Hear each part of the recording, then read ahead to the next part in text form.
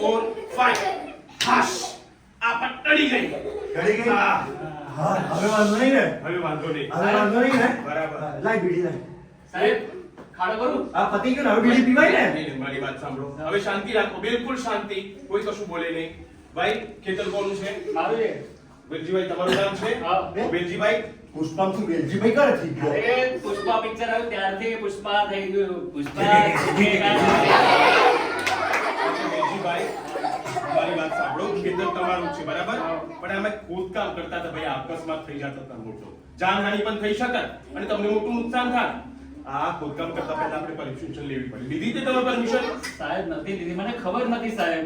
ભાઈ ખબર નથી તમારે કહેતો તો પાણી કરે કશો વાંધો નહીં. સાહેબ સમજી ગયો પહેલા પરમિશન Permission લેવાની લેવાની. પછી ખાડો કરવાનો અને પરમિશન કેમ લેવાની તાત્કાલિક તે ફોન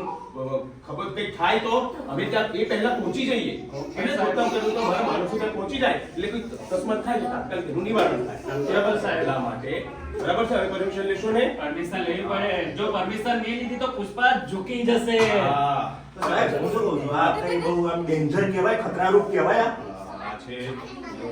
હાનિકારક ગેસ તો ખરો જ ને રંગહીન છે ગંદકી છે પણ અકસ્માત થઈ શકે છે આગ લાગી શકે છે એટલા માટે તમને કીધું કે આસપાસ એના એરિયામાં તમારે ખોદકામ નહીં કરવા દબાણો નહીં કરવા અને આ બીડી સિગરેટ તો ક્યારેય નહીં પીવાની બરાબર છે આજુબાજુ જે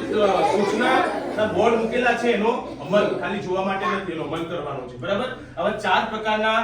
માર્કરો મૂકેલા હોય છે એના પર જુદા જુદા નિયમો લખેલા હોય છે તો એનું તમારે ધ્યાન દેવું જોઈએ ઉચ્ચ દબાવ ગેસ પાઇપલાઇન ખોદતા પહેલા